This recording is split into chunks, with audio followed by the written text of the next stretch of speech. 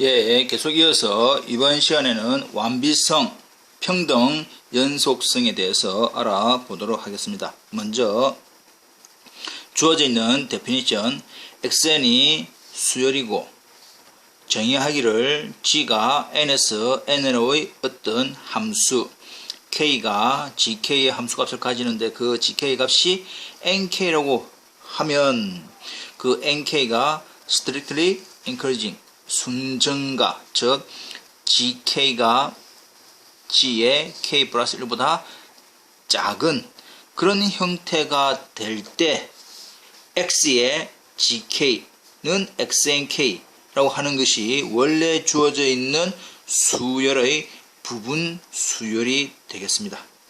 다시 한 번 더, 주어져 있는 데피니션 2.7은 부분 수열의 정의인데, 부분 수열이라고 하는 것은 결과적으로 xnk가 원래 수열의 부분 수열이다. 그 부분, 그냥 일반적인 부분이 아니고 nk, 즉 순서가 순정가, 즉 원래의 수열이 x1, x2, x3, x4, x5 이런 형태의 원래의 수열이 있다라고 한다면 xnk라고 하는 것은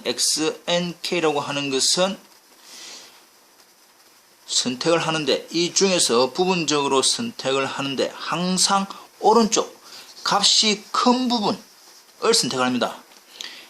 처음에 x3를 선택을 한다. 그 다음은 x3보다 큰 쪽에 있는 원소 중에서 하나를 선택해라.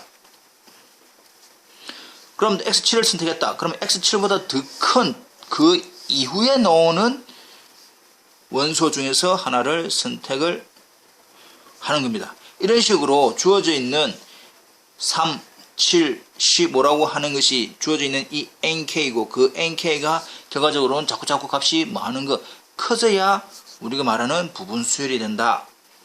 x3, x7을 했는데 그 다음에 x2를 하면 부분 수열이 되지 않는다. 그 뜻입니다. 이해되나요? 다시 한 번 더. x3, x7, x2, x15, x4 이런 식으로 가져오면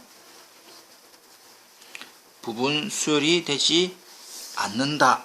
그 뜻입니다. 여기 주어져 있는 이 번호 값이 항상 큰 값들로 이루어져 있어야 된다 말이에요. 그것이 여기서 말하는 순정가의 의미입니다.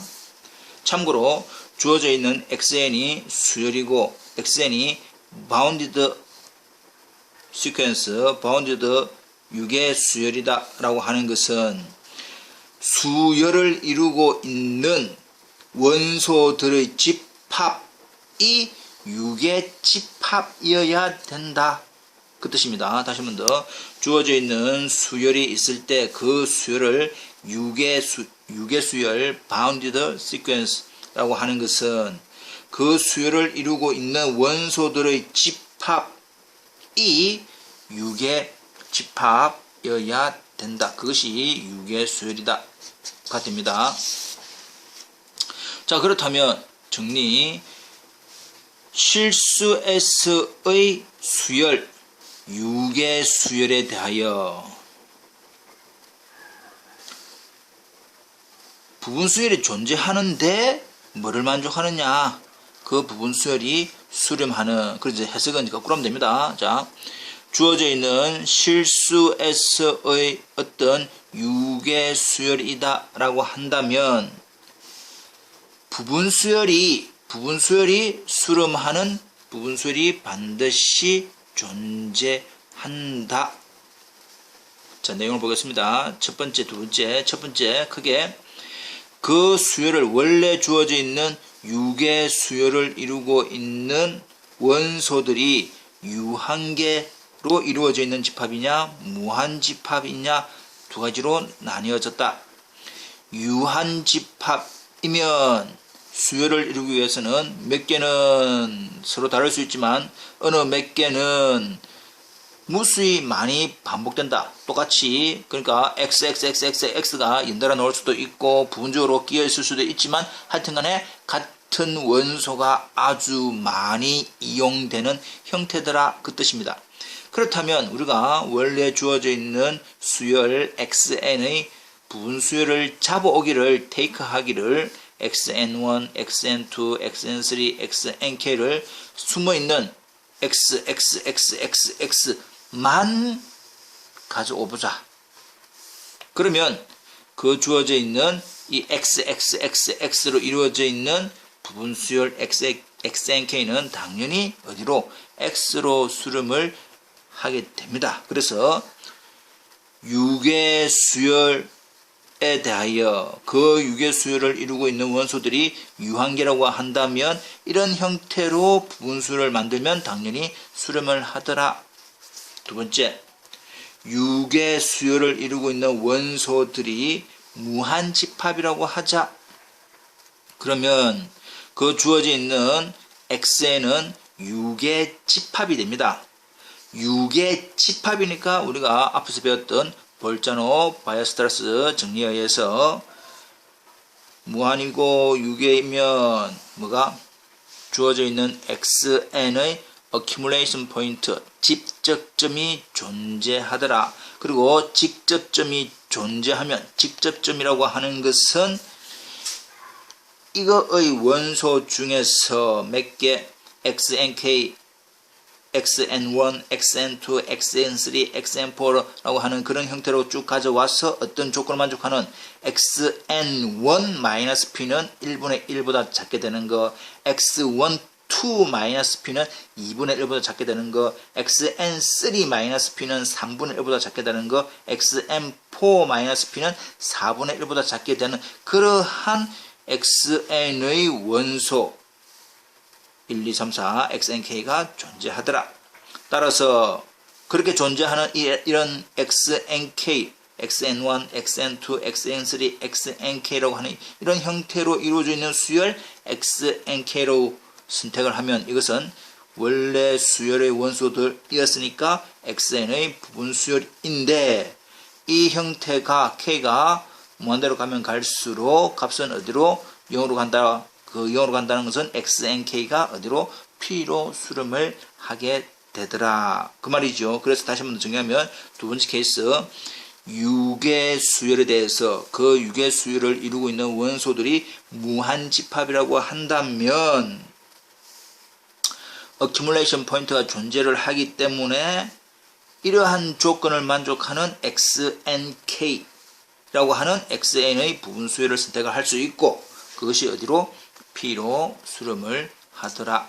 그래서 결과적으로는 유괴 수열이면 수렴하는 부분 수열이 반드시 존재한다. 이렇게 받아들이면 되겠지요. 넘어갑니다.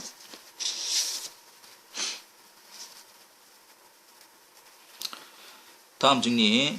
xn이 실수의 어떤 수열이다. 근데 그 수열을 코시 수열이라고 하는 것은 임의의 양수에 대하여 존재하는 어떤 항, n항이 존재하고 그보다 더 크거나 같은 mn 두 항에 대하여 xm-xn이 입실론보다 작게 될 때 그러한 조건을 만족하는 수열 xn을 코시 수열이라고 합니다. 그리고 주어져 있는 이 표시 xm-xn이 입실보다 작다라고 하는 것은 두 항 사이의 차이가 그러니까 어떤 항이 있고 그보다 더 큰 두 항에 대해서는 차이가 거의 없다. 거의 똑같더라 이 말이지. 그것이 코시 수열입니다. 자, 근데 코시 수열이 아니다 라고 하는 것은 1번의 부정입니다. 그래서 모든 대신에 어떤 대신에 모든으로 바뀌면 되겠지요. 예, 여기도 실질적으로는 이겁니다.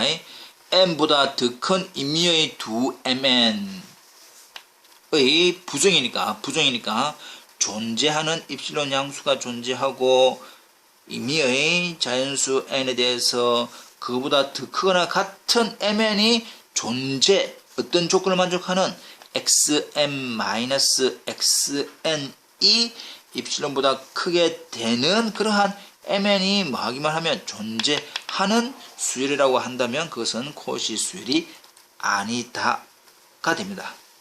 자, 그러면 다음 정리.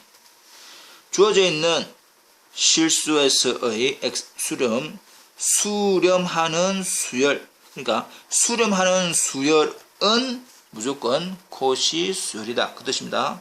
수렴하는 수열은 코시 수열이다. 가정하기를 xn을 수렴하는데 그 수렴하는 값을 리미트 극한을 p라고 하자. 그래서 xn을 p로 수렴하는 수열이라고 하자.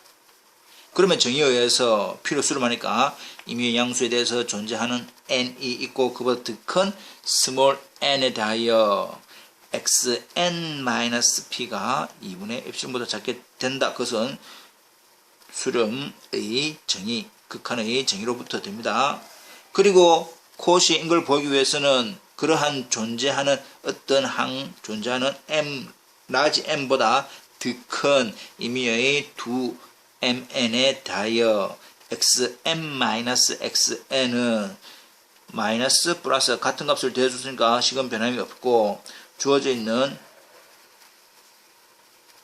삼각부등식 하면 되겠죠. 이것도 실질적으로는 갈로 xm-p 마이너스 xn-p 이 부분이 삼각부등식에 의해서 이렇게 바뀔 것이고 m보다 더 큰 어떤 수에 대해서는 무조건 이 식을 만족을 한다 했기 때문에 xn-p도 2분의 epsilon보다 작다. xn-p도 2분의 epsilon보다 작다. 결과적으로는 epsilon보다 작다. xm-xn이 epsilon보다 작다. 임의의 양수에 대해서 존재하는 n이 있고 그보다 더 큰 것에 대해서 xm-xn이 epsilon보다 작다. 고로 xn이 뭐가 된다? 코시 수열이 된다. 그렇게 정리가 되겠습니다. 확인 부탁드립니다.